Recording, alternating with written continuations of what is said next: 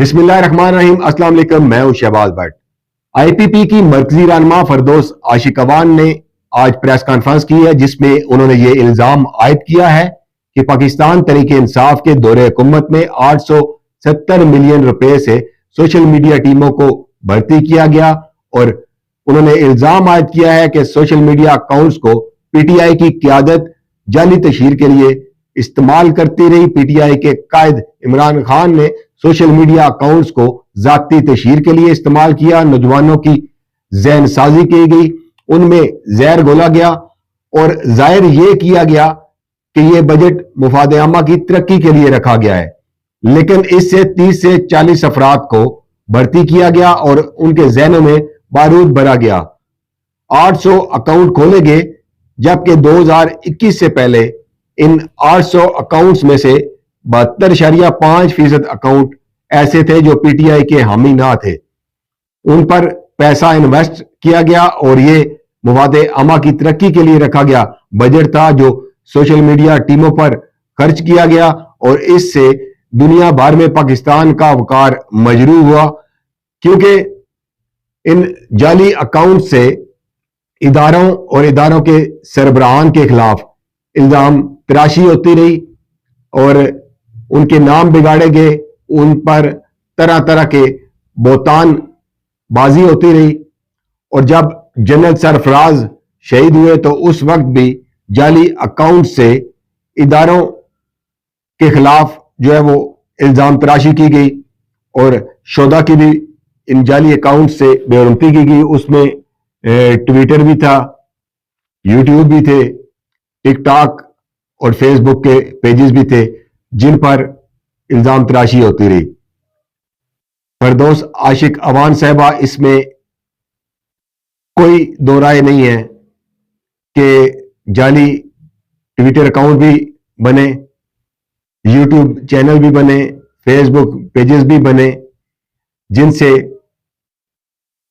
حساس اداروں کے خلاف، ان کے سربراہان کے خلاف الزام تراشی ہوتی رہی، اور منفی اور جھوٹا پروپیگنڈا اس وقت بھی کیا گیا جب جنرل سرفراز بلوچستان میں سیلاب کے دوران متاثرین کی امداد کے لیے گئے تو ہیلی کاپٹر فنی خرابی کے باعث جو ہے وہ کریش ہو گیا اور اس حادثے میں جنرل سرفراز شہید ہوئے۔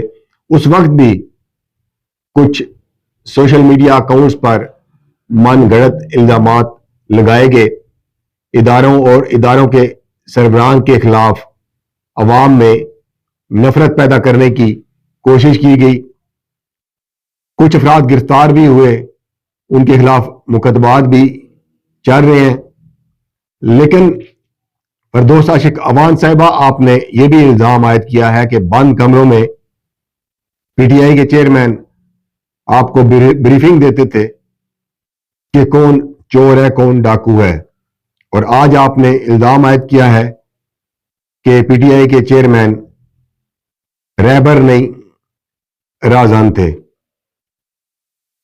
تمام باتیں ٹھیک ہوں گی آپ کی، یہ جو آپ نے بجٹ کا الزام عائد کیا ہے کہ 870 ملین روپے سے سوشل میڈیا اکاؤنٹس کھولے گئے، 30 سے 40 افراد کو بھرتی کیا گیا اور نوجوانوں کی ذہن سازی کی گئی، ان میں زہر بھرا گیا، آپ کی باتیں بالکل ٹھیک ہوں گی، لیکن بات یہ ہے محترمہ کہ آپ اس وقت پی ٹی آئی کے دور حکومت میں اہم عہدوں پر فائز رہیں، وفاقی وزیر اطلاعات و نشریات بھی رہیں، پھر اس کے بعد پنجاب میں بھی آپ کو ذمہ داری دی گئی۔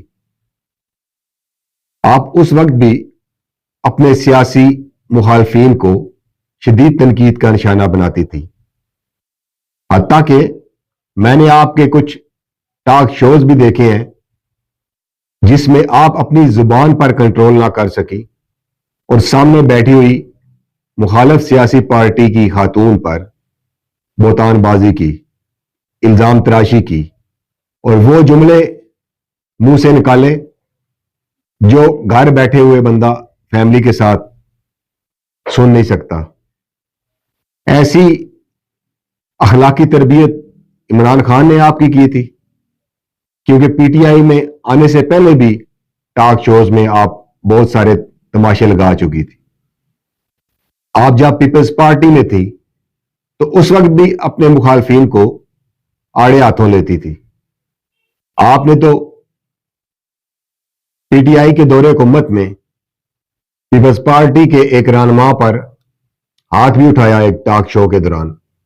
وہ تماشا بھی سب نے دیکھا. تو آپ نوجوان نسل کو کیا سکھا رہی تھی, کیا سمجھا رہی تھی؟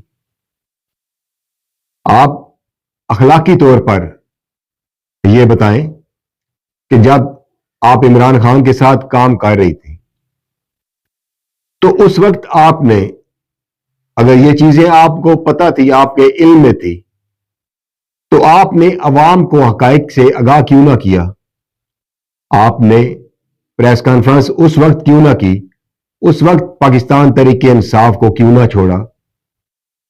آپ کا بھی وفات تھا, آپ عہدوں پر فائز تھی, اس وقت آپ اقتدار انجوائے کر رہی تھی. اس وقت آپ کو یہ نہیں تھا پتا کہ نوجوانوں کی ذہن سازی ہو رہی ہے, ان میں بارود بھرا جا رہا ہے. اس وقت آپ عمران خان کو ریبر مانتی تھی, آج ان کو رازن کہہ رہی ہیں. میں سمجھتا ہوں کہ عمران خان نے واقعی نوجوانوں کی, عوام کی ذہن سازی کی ہے, اور سب سمجھتے ہیں کہ کس طرح کی ہے. بہت ساری خامیاں, کوتاہیاں ان میں ہیں, غلطیاں بھی ہوئی ہیں. سب سے بڑی غلطی 9 مئی کی تھی. 9 مئی پہ ان کو اسی وقت مذمت کرنی چاہیے تھی. نوجوانوں کو پیغام دینا چاہیے تھا کہ قانون ہاتھ میں نہ لیں, لیکن ایسا نہ ہوا. بدقسمتی سے 9 مئی کا سانحہ پی ٹی آئی کے لیے انتہائی افسوسناک اور دل خراش ثابت ہوا. اور میرا ذاتی خیال ہے کہ نہ صرف پی ٹی آئی کے چیئرمین کو سزا ملے گی, بلکہ پاکستان تحریک انصاف کو الیکشن بھی نہیں لڑنے دیا جائے گا, اور شاید پابندی لگ جائے. تو اب محترمہ, آپ کی طرح بہت سارے لوگ سامنے آ رہے ہیں, عمران خان پر الزام تراشی کر رہے ہیں, ان کی سوشل میڈیا ٹیم پر الزام تراشی کر رہے ہیں, کچھ سابق وفاقی صوبائی وزراء پر الزام تراشی کر رہے ہیں. تو اس وقت آپ میدان میں کیوں نہ آئے؟ اس وقت آپ نے سچ کیوں نہ بولا؟ اب کیا فائدہ جب چڑیا چگ گئی کھیت؟ اتنا نقصان ہو گیا ملک کا, نوجوان جیلوں میں پڑے ہیں, لڑکیاں جیلوں میں پڑی ہوئی ہیں, مقدمات درج ہوئے ہیں, میاں صاحب واپس آ گئے ہیں. اس وقت آپ میاں صاحب کے خلاف اتنی باتیں کرتی تھی, آج آپ اچانک آپ کو سچ یاد آ گئے. سچ موقع پر بولنا چاہیے, حقائق موقع پر بیان کرنے چاہیے, عوام کے سامنے رکھنے چاہیے. جب پانی سر سے گزر جائے تو پھر کوئی فائدہ نہیں ہوتا. اتنا ملک و قوم کا نقصان ہو گیا. آپ سیاست کو سیاست سمجھ کر کرتے تو شاید آج یہ ملک کے حالات نہ ہوتے. لیکن اس وقت آپ بھی عمران خان کا حصہ تھی, اور میرا خیال ہے کہ آپ بھی ان تمام کارناموں میں, یہ جو آپ نے 870 ملین روپے کا بتایا کہ اس سے سوشل میڈیا ٹیموں کو ہائر کیا گیا, اکاؤنٹس کھولے گئے, تو آپ بھی ریسپانسیبل ہیں. اگر کسی اور کو سزا ملتی ہے, کسی اور کے خلاف کارروائی ہوتی ہے, پھر آپ کے خلاف بھی کارروائی ہونی چاہیے.